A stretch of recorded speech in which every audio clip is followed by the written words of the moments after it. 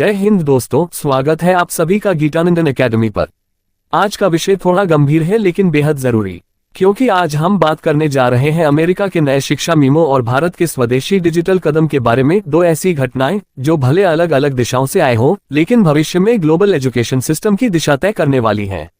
शुरुआत करते हैं अमेरिका से। करीब 3 से 4 हफ्ते पहले अमेरिका की ट्रंप प्रशासन ने एक ऐसा कदम उठाया जिसने इंटरनेशनल एजुकेशन सेक्टर को हिलाकर रख दिया। पहले H-1B वीजा पर सख्ती की गई, जिससे भारतीय टेक टैलेंट्स को बड़ा झटका लगा था।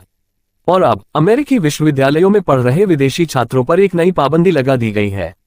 क्या है ये नया मीमो?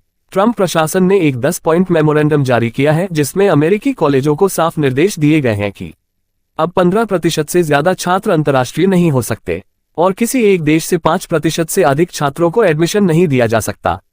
उदाहरण के तौर पर, अगर किसी यूनिवर्सिटी में सालाना 1000 छात्र एडमिशन लेते हैं तो सिर्फ 150 विदेशी छात्र ही लिए जा सकते हैं, और उनमें से किसी एक देश के केवल 50 छात्र, यानी भारत जैसे देशों के लिए जो हजारों छात्रों को हर साल अमेरिका भेजते हैं। ये एक बहुत बड़ा झटका है। अगर कॉलेज ने ये नियम नहीं माने तो सरकार ने सीधा संदेश दिया है, अगर कॉलेज इन लिमिट्स को नहीं मानते तो उनकी फेडरल फंडिंग रोक दी जाएगी। मतलब साफ है, कॉलेज को अब या तो मानो या फंडिंग खो दो जैसी स्थिति का सामना करना पड़ेगा। किन कॉलेजों को भेजा गया मीमो? व्हाइट हाउस ने ये चिट्ठी अमेरिका की 9 टॉप यूनिवर्सिटीज को भेजी है, जिनमें शामिल है university of Arizona, Brown university, Dartmouth college, Massachusetts institute of technology MIT, university of Pennsylvania UPenn, university of southern California USC, Texas university, university of Virginia, Vanderbilt university. ये वो संस्थान हैं जो दुनिया के सबसे प्रतिष्ठित विश्वविद्यालयों में गिने जाते हैं, और इन्हीं से शुरू हो चुका है ये दबाव।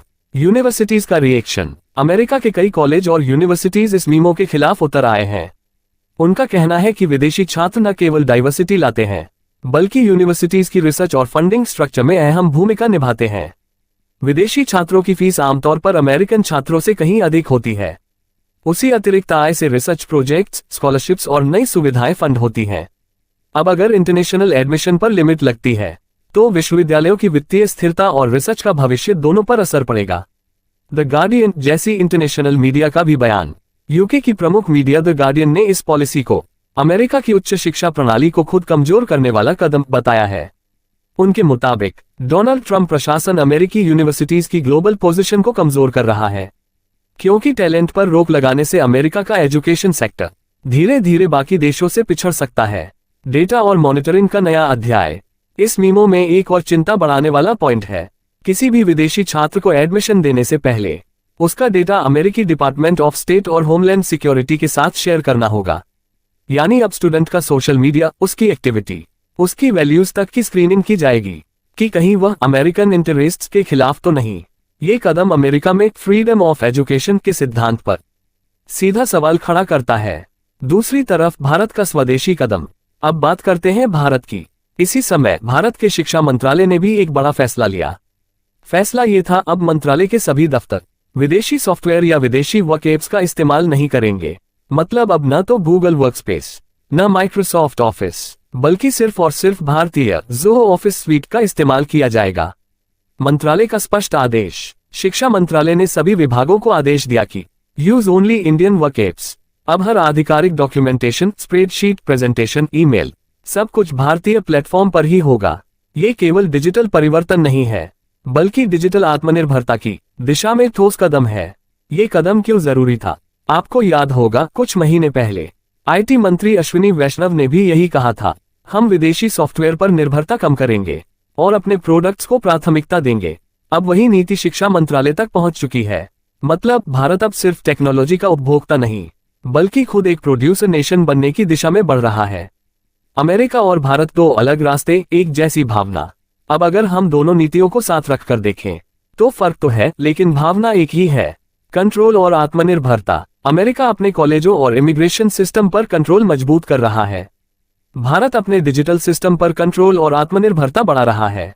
अमेरिका प्रोटेक्शनिज्म की तरफ जा रहा है, यानी सीमाएं सख्त करना, विदेशी छात्रों पर रोक लगाना, लोकल टैलेंट को प्राथमिकता देना, जबकि भारत स्वदेशी इनोवेशन की ओर बढ़ रहा है, यानी विदेशी सॉफ्टवेयर को छोड़कर भारतीय प्लेटफॉर्म्स को अपनाना। इसका बड़ा जियोपॉलिटिकल सिग्निफिकेंस। देखिए, अमेरिका अपने इमिग्रेशन और एजुकेशन सिस्टम को सीमित करके शायद अल्पकालिक राजनीतिक फायदा तो ले लेगा, लेकिन दीर्घकाल में ये कदम अमेरिका के ग्लोबल टैलेंट पूल को कमजोर करेगा, क्योंकि वही विदेशी छात्र जो आज MIT या स्टैनफोर्ड में रिसर्च कर रहे हैं, कल वही टेस्ला, गूगल या नासा में इनोवेशन करते हैं।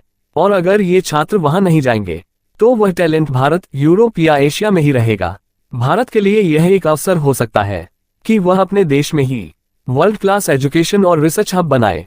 क्या भारत को इसका फायदा होगा? बिल्कुल। जब अमेरिका विदेशी छात्रों पर रोक लगाएगा तो भारत जैसे देशों के छात्रों के पास नई डेस्टिनेशन की तलाश शुरू होगी, जैसे कि यूके, कनाडा, ऑस्ट्रेलिया या भारत के ही टॉप इंस्टीट्यूट्स। अगर भारत इस मौके को सही तरीके से उपयोग करे तो ब्रेन ड्रेन की जगह ब्रेन गेन का दौर शुरू हो सकता है। भारतीय नीति में आत्मनिर्भरता का संदेश। भारत सरकार का स्वदेशी डिजिटल मूवमेंट सिर्फ एक टेक्निकल डिसीजन नहीं है, ये एक राष्ट्रनीतिक घोषणा है कि अब भारत अपनी डिजिटल आजादी के लिए तैयार है। क्योंकि जब आप विदेशी सॉफ्टवेयर पर निर्भर रहते हैं तो आपके डेटा, गोपनीयता और सुरक्षा का नियंत्रण आपके हाथ में नहीं रहता।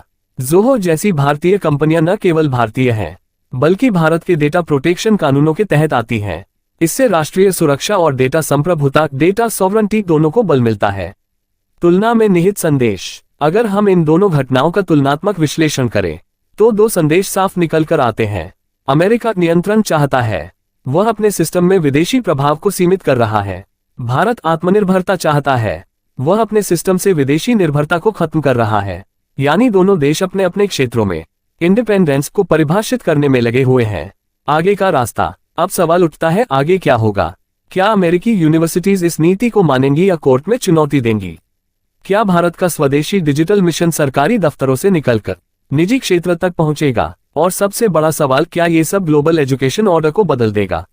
संभावना यही है कि आने वाले सालों में शिक्षा और टेक्नोलॉजी दोनों क्षेत्रों में डिजिटल नेशनलिज्म की लहर और तेज होगी।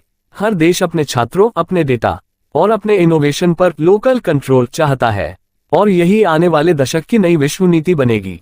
निष्कर्ष। दोस्तों, अमेरिका का ये कदम एक तरह से ग्लोबल एजुकेशन डिकपलिंग की शुरुआत है, जहां देश अब अपनी सीमाओं के भीतर ही टैलेंट, रिसर्च और एजुकेशन को सीमित करने लगे हैं। वहीं भारत का कदम डिजिटल स्वराज की दिशा में एक सशक्त शुरुआत है, जो आत्मनिर्भर भारत की वास्तविक परिभाषा को और मजबूत करता है। तो कुल मिलाकर, जहां अमेरिका अपने एजुकेशनल सेक्टर को बंद दरवाजों के पीछे कैद कर रहा है, वहीं भारत अपने डिजिटल और शिक्षा क्षेत्र के दरवाजे स्वदेशी नवाचार के लिए खोल रहा है। दोनों देश अपने रास्ते पर हैं, पर फर्क सिर्फ इतना है कि भारत का रास्ता भविष्य की ओर है, जबकि अमेरिका का रास्ता अतीत की ओर लौटता दिखाई दे रहा है। थैंक यू दोस्तों, आशा है यह विश्लेषण आपको पसंद आया होगा। अब सवाल आपसे, क्या अमेरिका की यह नीति सही दिशा में कदम है या यह उसकी शिक्षा प्रणाली के लिए आत्मघाती साबित होगी? अपने विचार जरूर बताइए। जय हिंद।